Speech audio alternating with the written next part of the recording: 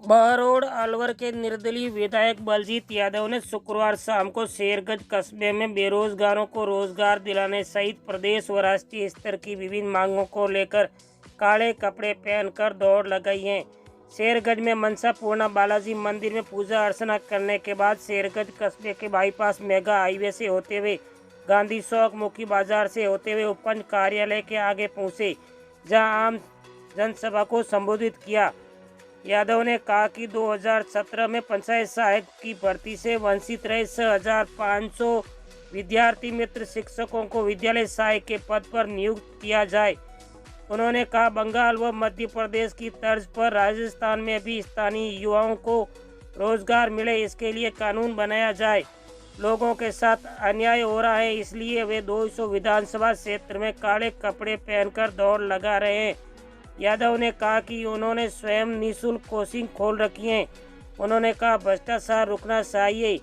वे एक निर्दलीय विधायक होते हुए उन्होंने 26 अधिकारियों को जेल भिजवाया है। राज्य के युवाओं को 90 से 100% आरक्षण दिया जाए। गैर सरकारी क्षेत्र में स्थानीय युवाओं को 75% आरक्षण दिया जाए। 5 लाख पदों पर शीघ्र भर्ती निकालकर 6 महीनों में नियुक्ति दी जाए। परीक्षा प्रणाली को ठीक किया जाए। जिस लेवल की परीक्षा हो उसी लेवल का प्रश्न पत्र बनाया जाए। यथा कांस्टेबल पद के लिए कांस्टेबल लेवल का। बड़े प्राइवेट स्कूलों तथा कोचिंग संस्थाओं द्वारा की जा रही लूट से जनता को बचाया जाए तथा सरकार स्वयं मुफ्त कोचिंग सेंटर से चलाए तथा सरकारी शिक्षा की गुणवत्ता में सुधार कर सरकारी स्कूलों में सुविधाएं विकसित की जाए। केंद्रीय मंत्री नितिन गडकरी के वादे के अनुसार समुद्र का पानी नहर से राजस्थान में आए तथा यमुना व संभल का पानी किसानों के खेतों तक पहुँचे। सीएसए की मांगों को शीघ्र पूर्ण किया जाए। तृतीय श्रेणी शिक्षकों के स्थानांतरण पर लगी रोक हटाकर स्थानांतरण किए जाए। 7 दिसंबर 2022 को जारी ओबीसी आरक्षण की संशोधित अधिसूचना को समस्त प्रक्रियाधीन भर्तियों में लागू कर शैडो पोस्ट जारी करें। भ्रष्टाचार के खिलाफ कठोर कदम उठाए जाए। किसानों की संपूर्ण फसल को सरकार उचित मूल्य पर खरीदे। किसानों व गरीब लोगों को मुफ्त व पूरी बिजली उपलब्ध कराई जाए। किसानों की फसल को नष्ट कर रहे आवारा पशुओं पर सरकार द्वारा नियंत्रण किया जाए। नरेगा मजदूरों की मजदूरी बढ़ाकर समय पर भुगतान कराया जाए। सेना में पूर्व की भांति केंद्र सरकार द्वारा स्थायी रूप से भर्ती की जाए। इस दौरान स्वाई सिंह तेना, नरेंद्र सिंह लासानिया के सरपंच प्रतिनिधि नकताराम, पेपाराम गोदाराम, नीमराणा के सरपंच सतीश मुदगल, प्रवक्ता योगेंद्र यादव, प्रमोद यादव, डाबड़वास के सरपंच अशोक पंडवाल तथा बड़ी संख्या में ग्रामीण व युवा आदि मौजूद थे। शेरगंज से पत्रकार जेपी गोयल की लाइव रिपोर्ट। अपने सर्किल की ताज़ा खबर देखने के लिए Baba Ramdev superfast news channel को सब्सक्राइब, लाइक व शेयर करें ताकि आपको सबसे पहले मिल सके लाइव ताज़ा खबर।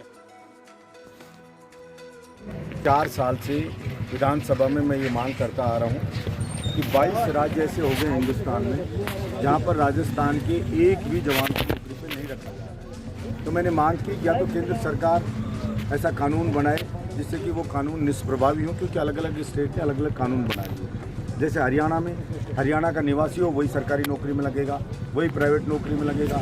बिहार में बिहार का निवासी हो वही फॉर्म भर सकता है। ऐसे बंगाल में बंगाली भाषा जानता हो वही फॉर्म भर सकता है। मध्य प्रदेश में मध्य प्रदेश का निवासी हो वही नौकरी लग सकता है। तो हमने कहा कि भाई राजस्थान का जो बेरोजगार जवान है उसी ने कोई ठेका नहीं उठा रखा, सारा खामियाजा भुगतने का। तो सरकार यहाँ कानून बनाए कि सरकारी और प्राइवेट भर्तियों में राजस्थान के स्थानीय युवाओं को प्राथमिकता मिलेगी। इसके अलावा 5 लाख भर्तियाँ सरकार निकाले, भर्ती कैलेंडर जारी करे, 2 महीने में एग्जाम करवाए, 4 महीने में रिजल्ट दे, 6 महीने में ज्वाइनिंग दे। वरना सिर्फ घोषणाएं हो जाती है, नौकरी मिलती नहीं है। पेपर लूट की जो घटनाएं ये रुके, बड़े मगरमच्छ हैं, बड़ी मछलियाँ वो जेल के सलाखों के पीछे जाएँ। इसके अलावा सरकारी स्कूल हैं उनकी दशा ठीक हो, और जो चंबल का पानी व्यर्थ बह जाता है, समुद्र में चला जाता है, वो किसान के खेत तक पहुँचे। नितिन गडकरी जी ने कहा था समुद्र का पानी पश्चिमी राजस्थान में नहर से ले आएंगे। तो हमें मेट्रो ट्रेन, बुलेट ट्रेन नहीं चाहिए, हमें वो पानी चाहिए। तो पश्चिमी राजस्थान में वो पानी आए और यमुना का पानी जो बह जाता बारिश के दिनों में वो राजस्थान तक आए। और जो ये ज़मीनें दी जा रही हैं, पूंजीपतियों की नज़र हमारी ज़मीनों पे पड़ गई हैं, क्योंकि केवल मात्र एक राजस्थान स्टेट है जिसके पास ज़मीनें हैं, बाकी हिंदुस्तान में किसी स्टेट के पास लैंड बैंक नहीं है। अब अडानी ने कितनी ले रहा, 1.5 लाख एकड़ बीघा ज़मीनें ले रहा, 38,000 बीघा पहले ले लिए, रिलायंस ले रहा है, टाटा ले रहा है, और हमें कुछ नहीं मिल रहा है। ना तो रोज़गार दे रहे हैं, ना कोई बिजली हमारे को स्टेट को दे रहे हैं कोई रियायत पे, ना कोई और रेवेन्यू का फ़ायदा हो रहा है। सिर्फ और सिर्फ वो खुद का फ़ायदा कर रहे हैं। पिछले दिनों भी बिजली का संकट चल रहा है। अप्रैल से पहले जो 2 रुपये से ₹2.25 रुपये यूनिट बिजली खरीदी जाती थी ज़रूरत पे, उसको 18 रुपए के ऊपर 1 यूनिट को खरीदा जा रहा है। तो जनता की गाड़ी कमाई को लूट रहे हैं, हमारी ज़मीन को लूट रहे हैं। इन पर रोक लगनी चाहिए। यही सब सर बेरोजगारों के लिए, बेरोजगारों की मैंने बोला कि बेरोजगारों को 5 लाख तो नौकरियां निकाले, भर्ती का कैलेंडर जारी करे सरकार, और स्थानीय राजस्थान के जवानों को सरकारी नौकरियों में 90 से 100%, प्राइवेट कंपनियों में 75% का आरक्षण दे। उनको बेरोजगारों को फ्री कोचिंग दे। मेरे विधानसभा क्षेत्र में मैं बिल्कुल फ्री कोचिंग करवाता हूँ। सर ये 6,500 वंचित विद्यार्थी मित्र जो पंचायत सहायक वंचित रह गए, तो उसके लिए आप निश्चित रूप से मैंने विधानसभा में भी इनकी मांग उठाई थी। पहले भी मैंने सरकार से यही सब मांगे करी है कि ये जो बेचारे भटक रहे हैं, इनकी जो समस्याएं हैं, इनको समाधान करे सरकार। विद्यार्थी मित्र का भी करे, पंचायत सहायक का भी करे, कंप्यूटर शिक्षक का भी करे, ये रीट ये वाली जो है रीट पीछे की जो वो भी करे, और ये जो CH है इनका भी करे। ये तमाम बहुत सारे जो भी छोटी छोटी चीज़ों के अटक रखे हैं उनका समाधान। सभी तो कारण है कि समय में पसीना बहाता मैं भटक रहा हूँ। भाई ये समाधान नहीं हो रहा है तो खुद को कष्ट दे रहा हूँ कि सरकार इन समस्याओं का समाधान। शेरगढ़ के सम्मानीय नागरिकों,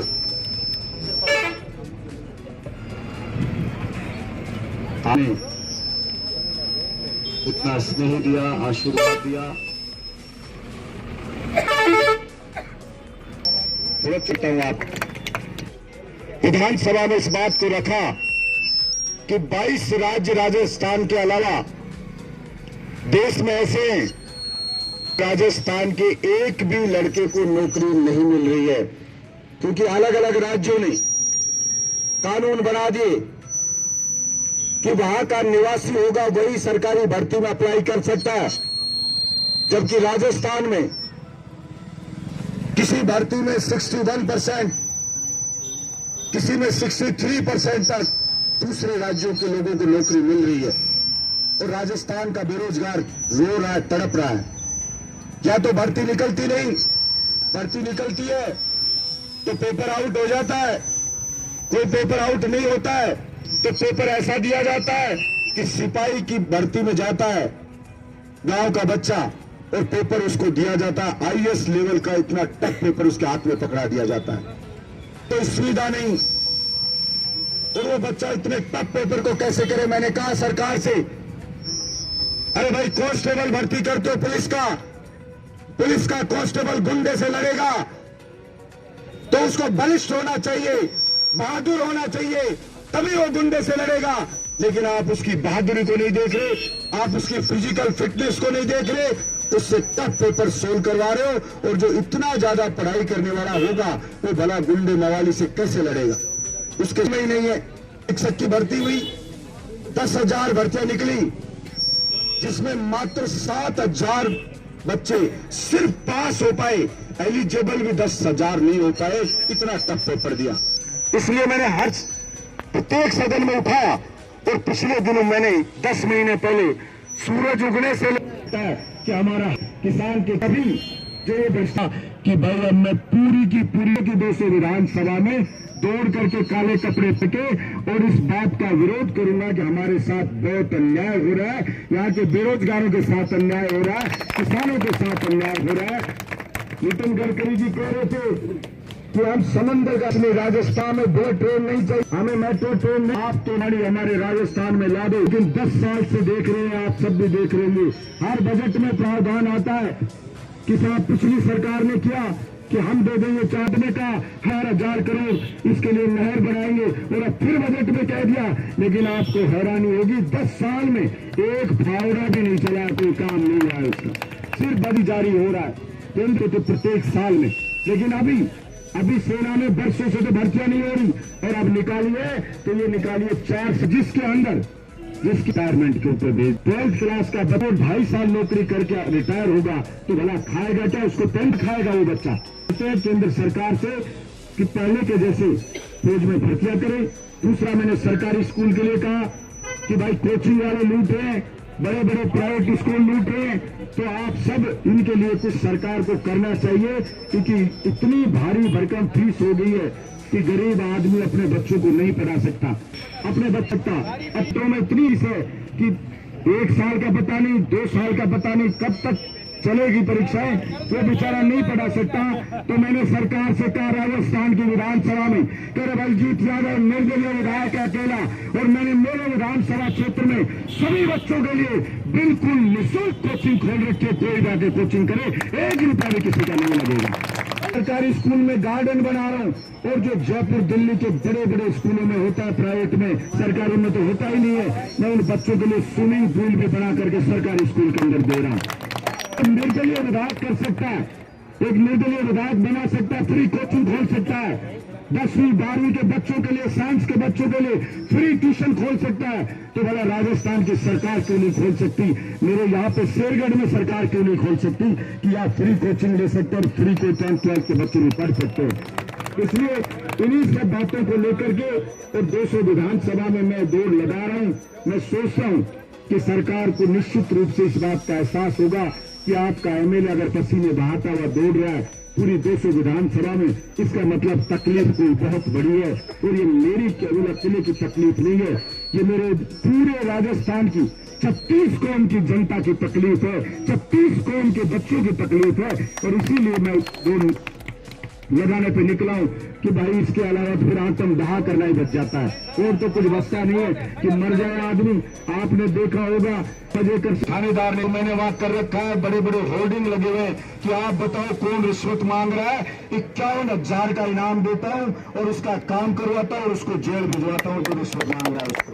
और अभी तक 26 अधिकारियों को जेल भिजवा चुका हूं, सस्पेंड करवा चुका हूं, उन पर कार्रवाई करवा चुका हूं 26 के ऊपर। तो मैंने कहा जब निर्दलीय कार्रवाई करवा सकता है तो भला सरकार के पास तो बहुत बड़ी पावर होती है, सुधार होगा। क्योंकि हम आशावादी लोग हैं, हम आशा रखते हैं कि हम, क्योंकि हमारे इरादे नेक हैं, और जिनके इरादे नेक उनके साथ भगवान होता है। 1 लाख नौकरियों का अनाउंस किया है, ये सब आपकी बदौलत किया है कि दबाव बना, वरना कभी नहीं होता कि मेन बजट में एक भी नौकरी ना हो और फिर रिप्लाई में 1 लाख नौकरियां जोड़ दी जाती हो। ये सिर्फ आपकी ताकत है कि उनको भी लग रहा है कि जनता जागरूक हो रही है, इसलिए जनता की सुनवाई करनी पड़ेगी। दौड़ लगाई, इसलिए मैं शेरगढ़ के लोगों से सिर्फ इतना ही कह सकता हूँ कि शेरगढ़ के लोगों कभी भी आपको बलजीत यादव की जरूरत पड़े तो आवाज देना। बलजीत यादव को तलवार की धार पे चल के आना पड़ा तो भी बलजीत यादव आएगा, आपके बीच में खड़ा रहेगा, जीवन भर आपका ऋणी रहेगा। और कोई भी जयपुर आए मेरे लायक कोई काम हो तो आप बताना, बलजीत यादव आधी रात आपके लिए खड़ा रहेगा। बहुत बहुत आपको धन्यवाद। जय हिंद।